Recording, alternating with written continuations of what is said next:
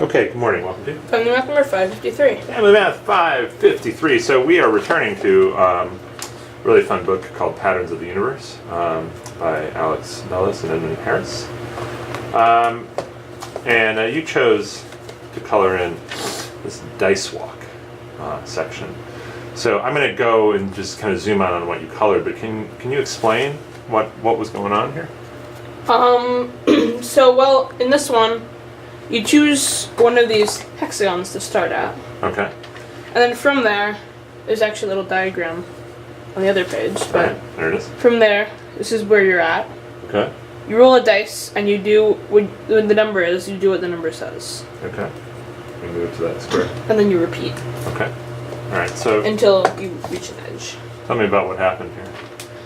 Well, here, I just started going around. I ended up coloring in this whole block here. Mm-hmm. Did you ever go back to a square you had previously been on? Yes, it says that if you landed on an already colored hexagon, you roll again. Oh, I see. So it actually prevents you. Yeah.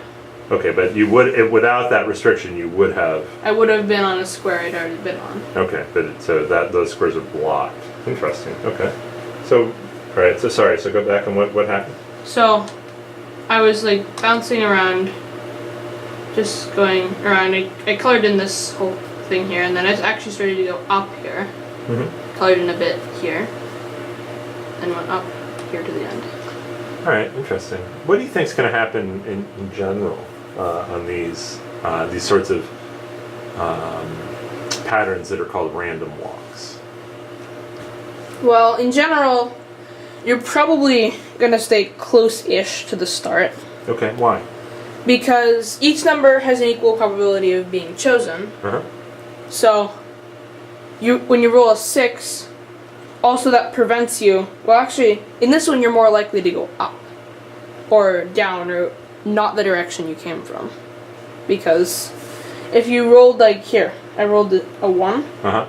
If you rolled a 4, you wouldn't have gone back down to here. Ah. You would have had to re-roll, so you wouldn't be going down if you had previously gone up. Okay, interesting. So you're more likely, in the sort of direction you start going in, you're more likely to stay going in that direction. Yeah. Because you're blocked from returning. All right. What if that blocking restriction was removed? Then you'd probably hover. You'd hover around the start. Okay. Because you could go up and down. You may go out for a little bit, but you'd probably eventually just come back. Interesting. Well, that's neat. So it turns out our friend Kelsey Houston Edwards recently did a video about this. We haven't seen it. She did a video about random walks. I think it's actually about random walks in 2 dimensions, and then it's also in 3 dimensions. Like a gas particle or something? Yeah, yeah.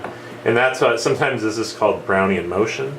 And this is a really very, very, I think, heavily studied idea in math about what happens when you sort of start randomly walking around. Sometimes it's called the drunkard's walk, sometimes it's called Brownian motion, sometimes it's called, I don't know, it has a lot of names. Cool, it's actually pretty neat. So good job. Good work, man.